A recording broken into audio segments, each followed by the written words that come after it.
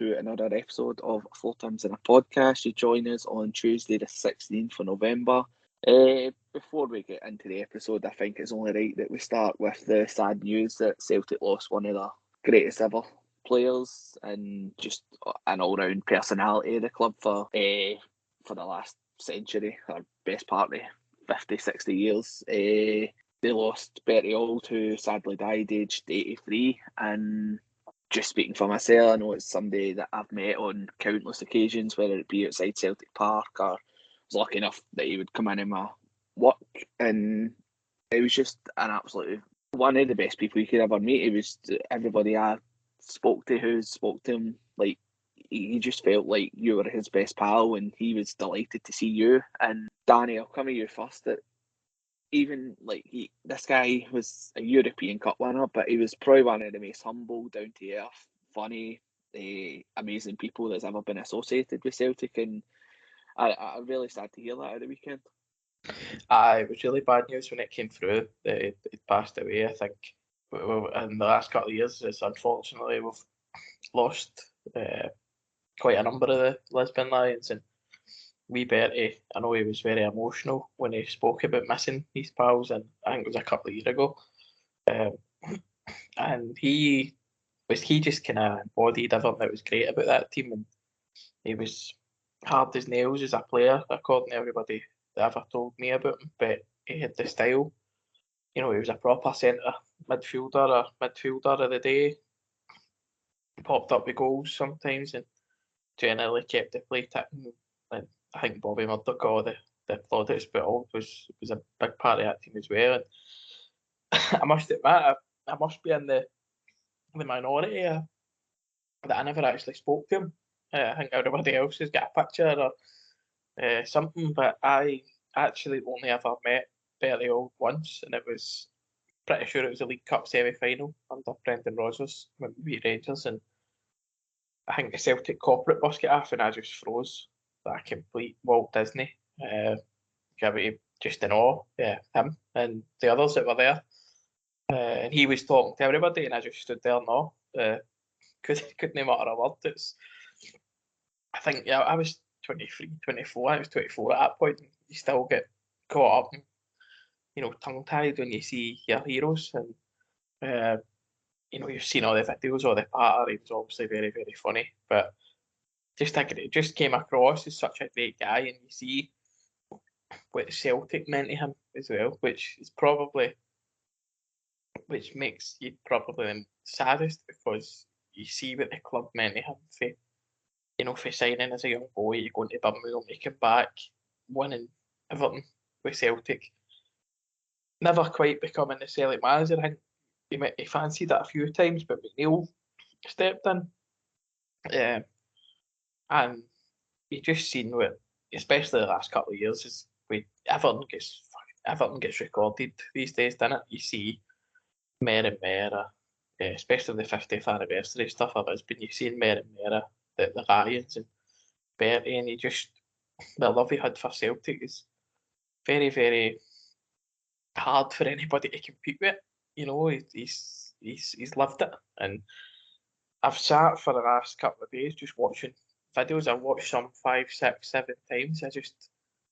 And even though sometimes there was one I watched earlier on, you kind of knew what the punchline was. It just made you laugh because how funny he was. And as I say, there's a thing about talking about, somebody asked him what his best memory of playing for Celtic is, and he said, it's every time he puts his shirt on. As fans, you get caught up in players that are currently here, but what Celtic meant to Bertie was an awful lot, and Celtic has lost an absolute giant of the club.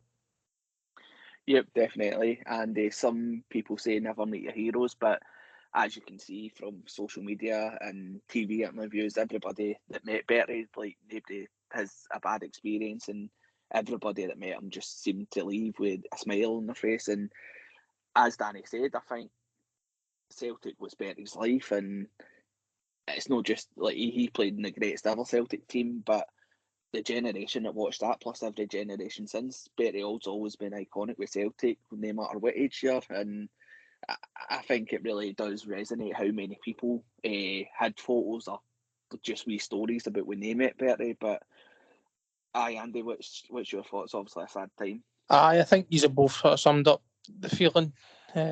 Just immense sadness, obviously, about hearing about it. And like you say, it didn't really...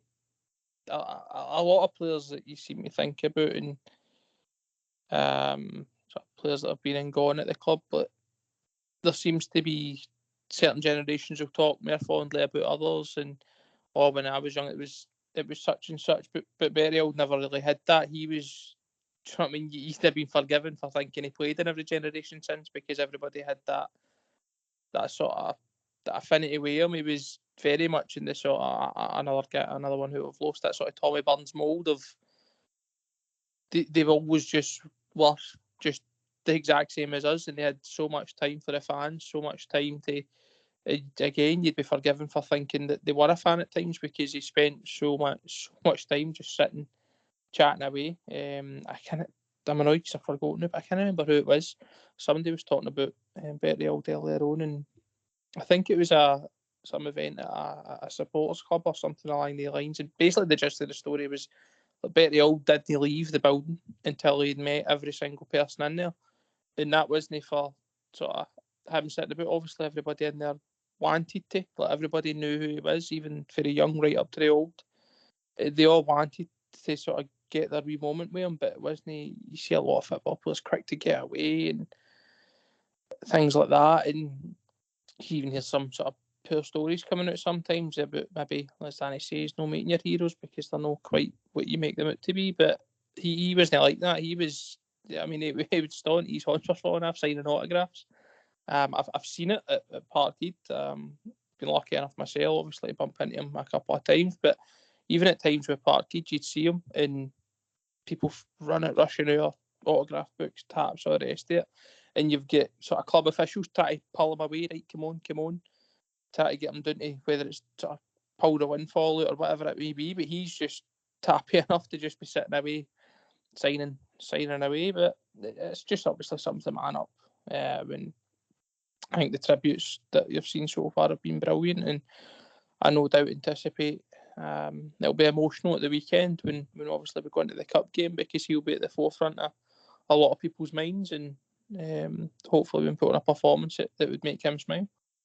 Aye, definitely. As you say about the semi-final, I think there'll be a quite stunning rendition of the Celtic song. It's a song that's more so than any other player, I'd say, it's associated with Bertie, just with him singing it and just in general. So I think Hampden, as you say, Andy, will be a special occasion on Saturday. But Tony, what's your memories of Bertie Auld? And we ever lucky to meet him? He's obviously an absolute giant in Celtic's history, and I'm sure that the club will work on a long-lasting tribute to him. Unfortunately, I must be one of the only Celtic fans that wasn't lucky enough to meet Bertie Auld. But I must admit, I've spent the last couple of days kind of laughing at the videos that have resurfaced of him stealing the mic after Jerry McCulloch to bust into the Celtic songs. The old story in Baird's Bar about Tiny Wharton, and I think Willie Hawley was on one of the shows today telling a funny story about him. It's been great. It's been really nice to see so many happy memories. It's always obviously a tremendous loss to the club. I mean, Bertie Auld stopped playing for Celtic 50 years ago, but he's one of those most famous characters that are associated with the club. Even when we won the League Cup final in 2016, I think he's up a table at the window at Hampden and he's giving it yee-haw. So it's a tremendous loss, as I says, but so many good memories, and I'm sure a lot of people that have encountered them. I've seen a lot of people posting their stories seem to just have had such a great memory of him. So as sad as Danny touched on, a lot of the Lions are sadly no longer here, but they'll always be remembered. They stand alone in Celtic's history, or they're way up there on their own, and that'll always remain the same. But no, entertain. Hopefully that'll be the case come Saturday. And as you say, the Celtic song, that was the famous one in the tunnel before we played Inter Milan and won the European Cup. So I think it's a fantastic song, funnily enough. I think a lot of people are saying on Twitter that it's no sung nearly enough. So I'm looking forward to Saturday, a massive game. We'll touch on that. I'd also just like to touch, obviously, the unfortunately Big Skin, as many people would have known him, or Stephen Riley, who owned the Real McCoy and the Squirrel Bar, two pubs massively associated with Celtic. He unfortunately passed away on Friday as well. Somebody I knew quite well, and I'm really friendly with a lot of people that were really close to him, and he's another Celtic legend in my eyes in his own very special way. Great character, very funny, stone mad like a lot of people I know, and I just thought it'd be right to give him a mention as well, and I can only pass my condolences on to anybody listening that was close to him. I know there are some people and to his family as well. So it's not been a great weekend. I seen there's actually a picture and a shirt dedicated to Skin and Bertie at Celtic Park, which was a lovely touch. And Saturday I was at the Tommy Burns show as well, so that was a brilliant production, very emotional, and so quite an emotional weekend. But hopefully, in true Celtic fashion, we can unite and get a massive victory on Saturday. Aye, definitely. Just before we move on to the football, I would just offer our condolences to the Auld and the Riley family. Of a sad weekend for Celtic families across the world. But aye, move on from there, and we'll move into the show now. But a few weeks since we've been on, Danny, since then we've had international duty. It's been relatively successful for Celtic players. I know Juranovic qualified for the World Cup. Neil Beaton scored for Israel, and a few Celtic players helped Scotland seal a seeded playoff spot as well. How's the international break been for you? And of course, Ange getting his first Manager of the Month award since he's been Celtic manager. Aye, well deserved Manager of the Month, winning 7 out of 8 games across the month. I know they all weren't in the league, but done really well.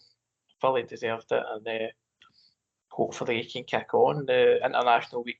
I hate international football with a passion. It fucking gets in the road of the real football for me. But I must admit, Sunday I watched Croatia and Russia, and I thought Juranovic was absolutely sensational on the right hand side. I thought he was by far and away the man of the match. He put umpteen great crosses into the box for Croatia as they battered the goal down and couldn't score. They eventually got a bit of luck with an OG at the end, but thought he was absolutely brilliant. And I think it kind of struck me watching the game. I was like, we've actually, I know Croatia got the World Cup final. They weren't great at the Euros, but we've signed their starting right back, and they're a very good international team. So that's something we should be. It's a feather in our cap. But I can't wait for the real football to get back. As I say, I watched Scotland last night. I thought Scotland were really good. I thought Cal McGregor was brilliant, as always. I think all the hype, quite rightly, goes on the boy Gilmore at times. He's obviously a smashing talent, but McGregor's every bit as good. And McGregor's, for me, he's Scotland's most important player, and I think he's Celtic's most important player as well. But just hope the rest of them will get back. But obviously happy for Tony Ralston to make his debut. I think that was well deserved. He's up against Nebty at right back, in my opinion. So he should be Scotland's starting centre, starting right back going forward. But just hope they all get back in one piece for Saturday, because it's an absolute. I mean, all the games are big, but this is an absolutely massive game to come back to on Saturday. Aye, as you say, it's straight back into it. I don't seem to remember too often where you come straight back into a cup game. So I know a few players are playing later in the week as well. Kyogo's just finished his game as we record, so hopefully he's back in no too distant future. And as I said, Ange won his first Manager of the Month award, and there was a fan media conference. Your mate Danny went to it on behalf of the pod, so a big thanks to him. Did you see much of that press conference, and what was your thoughts on Ange getting that award? Award definitely. It was thoroughly deserved by Ange. I don't really think anybody would disagree with that. I mean, bar the bar the game where we obviously dropped points at home to Livingston. We were brilliant, and that was really the only dip. But I was just going to come on to the others. Ange covered that in his press conferences. And he's right. It's something that, listen, it's easy to get caught up in hysteria when Celtic drop points at the best of times, but Something like that was always going to happen. We've covered that already. I've already said sort of my thinking on that. And listen, I was as upset as anybody at that game. But Ange thoroughly deserved that. And I thought his time he spent in the press conference with the fans spoke a lot about him. And listen, we know Ange, the fans have bought into him. Not only because we're starting to see benefits on the park, but because we see the measure of the guy, we see the type of person that he is. In the way he comes across and the time he's making for fans, like his answers there weren't just right. I'm going to get this done and get out of the road because it's a hindrance to me. He spent time getting into probably more depth than you would ever really expect of him. And I would highly encourage anybody to watch it when they get a chance, and even just listen back if I don't know if they're working or whatever, something like how they might do with this podcast. I'd highly recommend it. Where can they watch it, Andy? Just going to get there. We did upload it on our YouTube channel. If you just search 4 Tims on a podcast on YouTube, you come across it, and it's interesting in the sense. Listen, there's some great questions in there. There's some stuff that you would have expected to hear. People asking things about Jota and things like that, but there's some questions made about Ange and his thinking and his philosophy and what the momentum of the club and the way we're going and why he thinks these things are important and how he thinks. Do you know what I mean? How he's came to sort of have the philosophies and the thoughts that he does in football, and I think it's important because it further sort of paints that picture of what he's trying to actually achieve at this club. That's a guy with a long-term goal. That's guys where he's thinking about the now. He emphasises how he knows it's so important that we do well the now, but he looks beyond that as well. And just hearing it's so refreshing. Because I mean, I'm not going to bring his name up because Tony will probably have a heart attack live on air, but just for how far we've came, just appointing somebody that's actually got a vision for the future. And again, he talks about the boys like Liam Shaw and Ozazi, and there's even James McCarthy, as I mentioned, and he talks about them in such a way where he doesn't miss the fact that, for McCarthy, for example, it's been probably disappointing. I think he covers it really well in a sense that, but that's no the end for him. And similarly with Shaw and Ozazi, he makes the point about when he signs players, it's not just their football and ability. It's the attitude, so they know that because his football is no easy. What he asks people to do isn't easy, and the way he spoke about that and covered it, I thought was brilliant. So I really would just emphasise anybody to watch that or listen to it when they get a chance. But it's, you know my thoughts in Ange Darnley. It's a guy that, and I'm just buzzing with how sort of things are going. Listen, things could always be improved. A wee result here, a wee result there, but I think we're really gone such a good direction. We're going exactly where we want to be, and he's building, sort of putting the blocks in place to get us there. Quicker than probably a lot of people thought at the start of the season, before signings were in. International break, I'm the same as Danny. Like I'm not a big lover of international football. I say that even though I was at the Scotland game the other night, but sometimes I know him can sometimes get skied freebies and asked me if I wanted to go with him. So I thought, why not? McGregor, brilliant.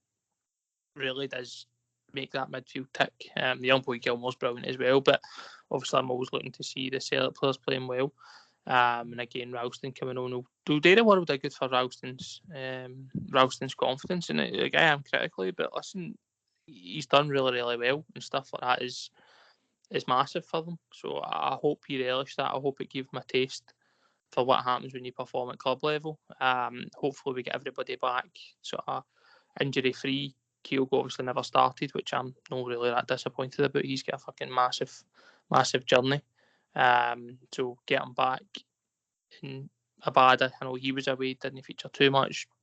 Beaton, no massive lover, but get as many players back fully fit as possible. Get us through to January with the squad just really, hopefully touch wood, we don't get many more injuries, but the squad in best condition they possibly can be. And again, it'll be positive results. I've got no doubts in my mind about that. Aye, hopefully we continue where we left off.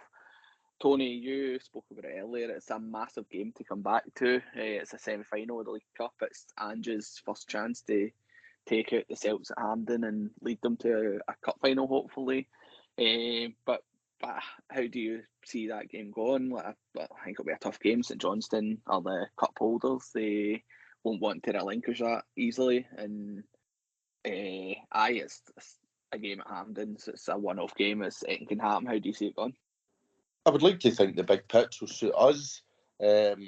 Cliche as cliche gets, if we turn up and play our best, we'll win the game. But no, I think it'll be a difficult game. The last game at Parkhead was a bit of a slog, but we got there in the end. It might be similar to that, another kind of 2-0 victory. But I think a lot of the players, so this is probably a good chance for them to get into a final. For a long time, this was the game to kind of kickstart the treble, the semi-final in the League Cup, and then subsequently it was followed by the League Cup final that we usually won. So it's a humongous game.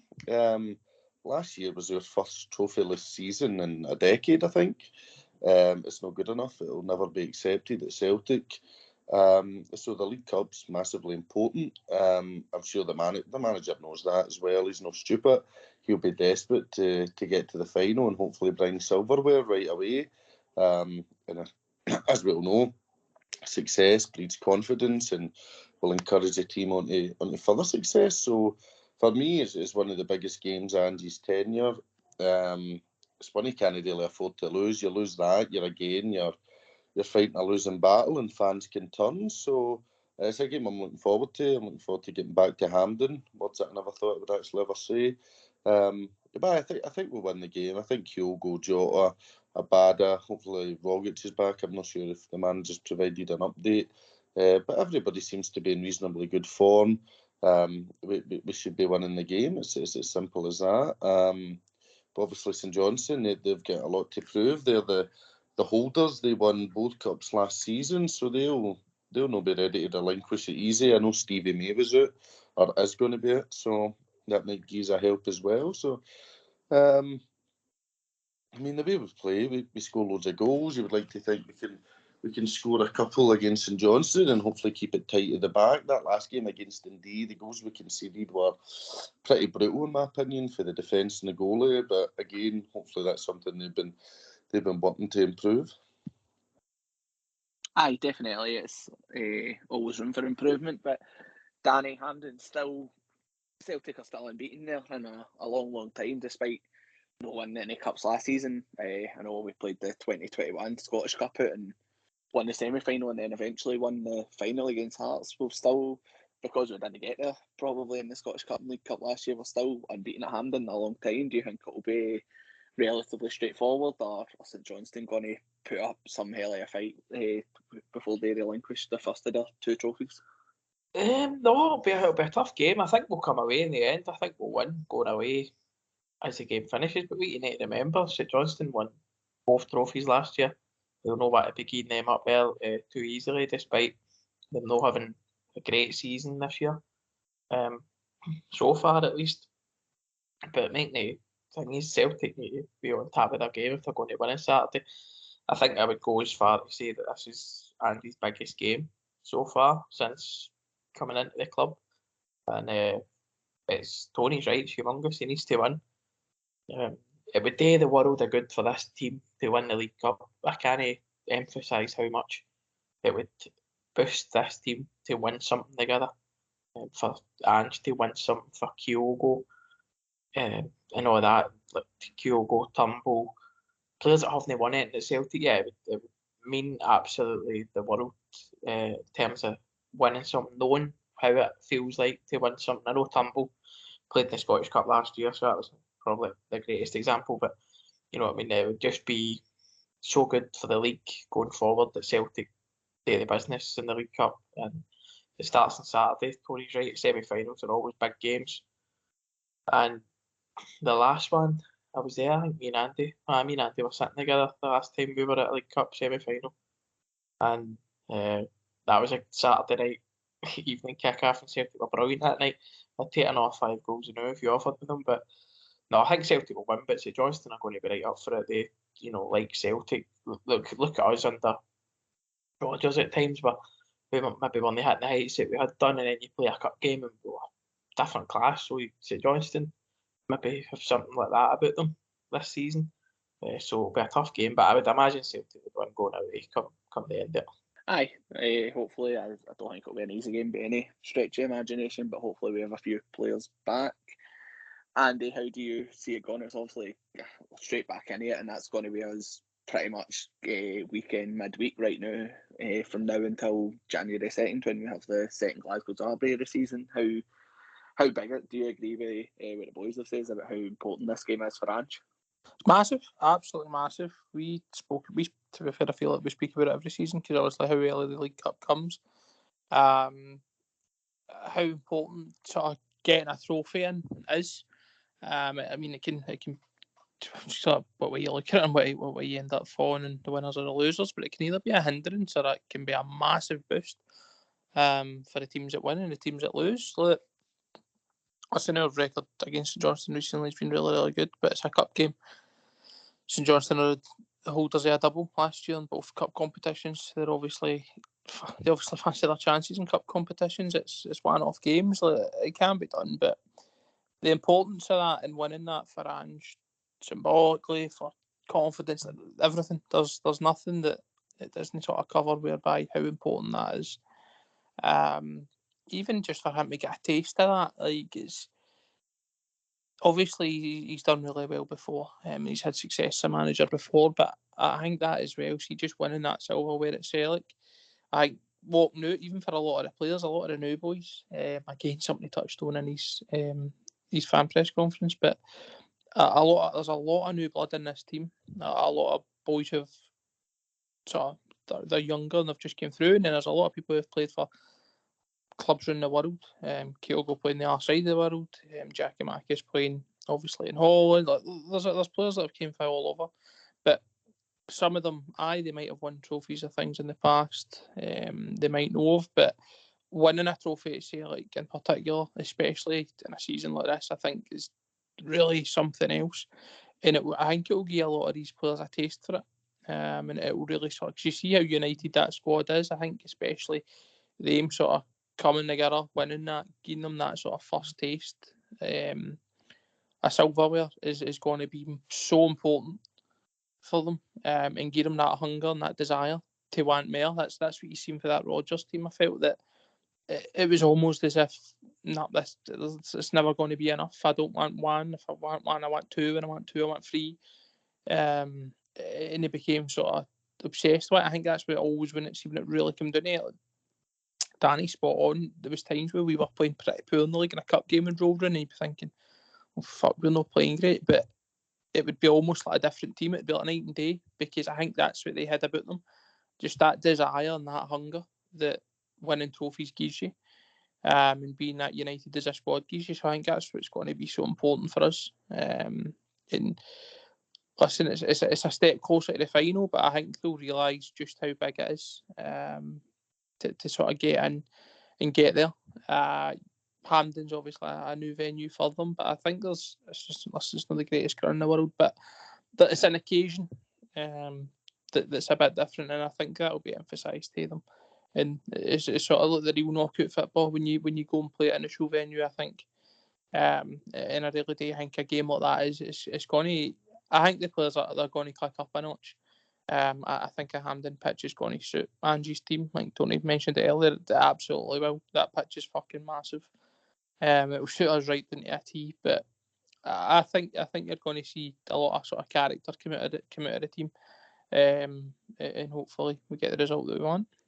Definitely. I think that it's about time. That all we spoke about is how we need to, like, obviously we didn't win 10 in a row. It was still a massively successful time for the club and supporters, but we need to really start leaving that behind. And I think the most easy way to do that is for this team to start building their own legacies, and instead of seeing other pictures of Celtic players on the walls around Celtic Park and Lennoxtown holding trophies, it's their chance to go and build their own legacies, for Ange to build his managerial legacy, for Cal McGregor to show his legacy as captain as well. And as you mentioned, a lot of the players that are there haven't played at Hampden before, and some of them won't have won trophies either. So it is vital that these guys go out there and just start to learn how to become winners at Celtic. And guys like Kyogo, Jota, and many others, it will be the first taste of Hampden. It will be interesting to see how they get on. I think on paper, as has been said, the big pitch really should suit Celtic, and I know Celtic won the game in the league relatively comfortably. It was a bit of bad blood near the end when Chris Kane went in and Cameron Vickers, so I think that'll be quite fresh in a few players' memories, so I wouldn't be surprised if there's a bit of spice to it as well. But I think it's big for Ange as well. I think as much as everybody loves him and everybody loves hearing him speak, I think to be a successful Celtic manager, it's really is imperative that you win trophies, because for all, I think Ange is a much better manager than Ronnie Deila. There was only so long that people could like Deila with him no delivering on like the Champions League group stage or like stuff like that. I just think at times you need to really put that to one side and let your results do the talking, and hopefully Ange can do that.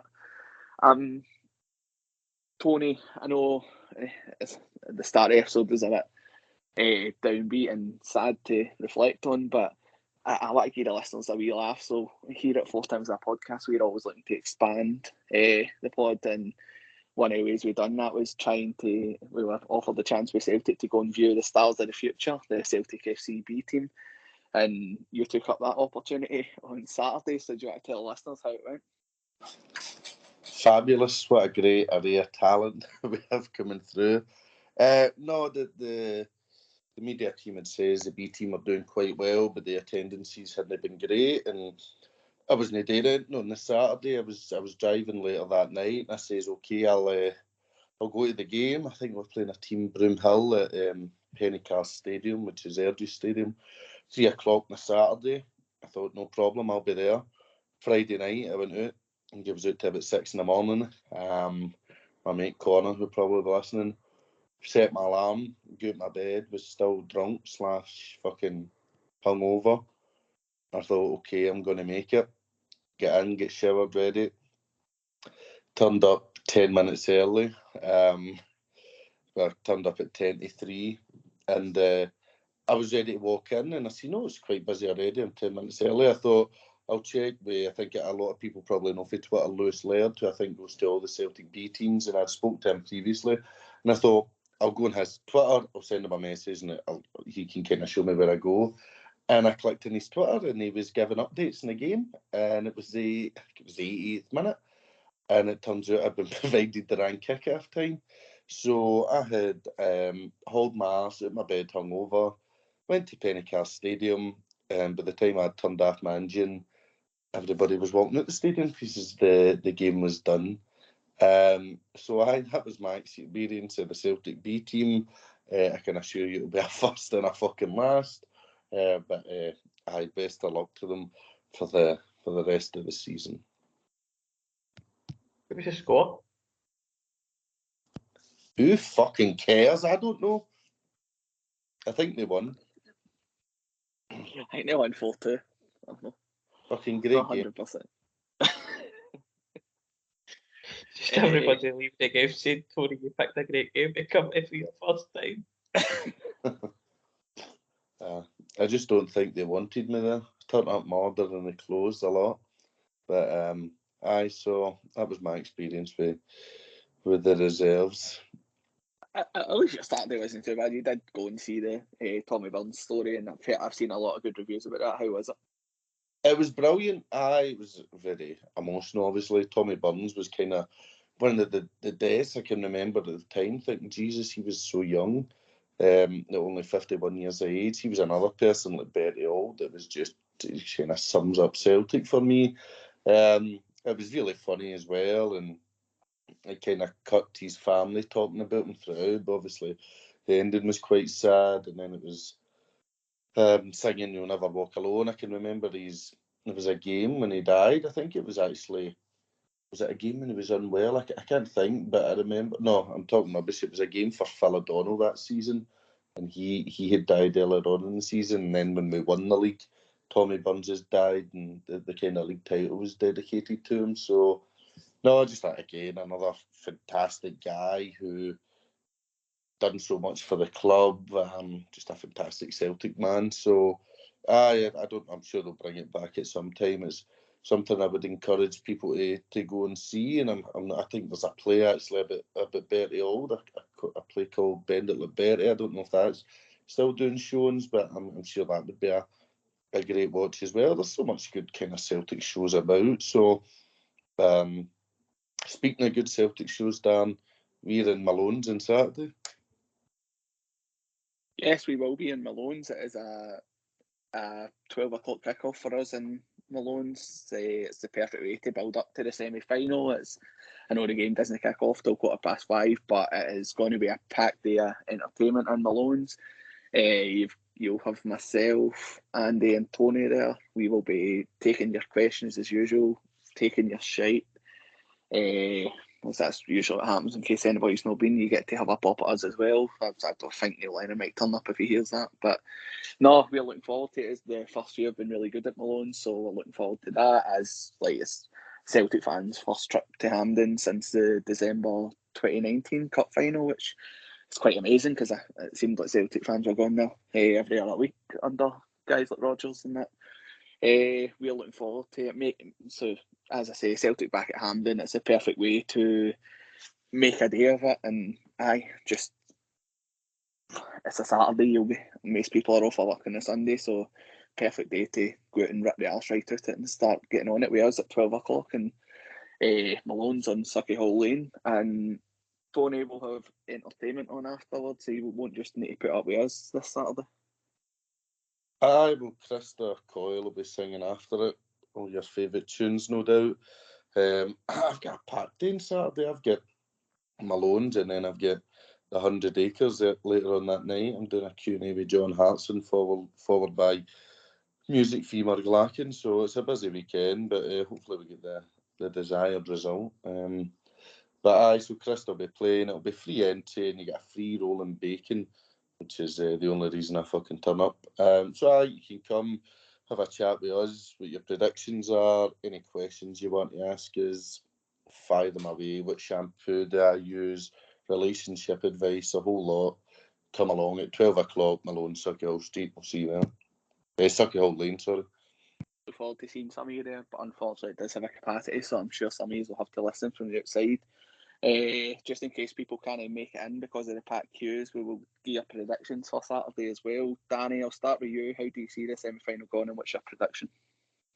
I think Celtic will win 3-0, and I think Kyogo will get 2, and Yakimakis will get the 3rd. I'm going to nip in now. I'm going to say Celtic will win 4-1. I think we will just have too much for St Johnstone and eventually pick them off. I think Kyogo will be on the score sheet at Hampden, and I don't know. I think Juranovic will get on the score sheet as well. I'm not sure about the others. Andy, what are you going for? I'm going to say 4-1. I think it'll be a tight first half, and then we'll pull away in the second half. But quality will shine through. I think Kyogo will get a double. Giacomakis will get one off the bench, and go for McGregor to get a 4th one. Tony, what are you going for? I'll go for 2-0 Celtic. A goal from Jota and a goal from Kyogo. And I am looking forward to it. And I'm sure there's only one song that'll play out today. So, aye, hail, hail. Yep, hail, hail. We will be back after the semi-final with a semi-final review and a preview for the Europa League game. But aye, we'll play you out now, and thanks for listening. Cheers. It's enough to make your heart go.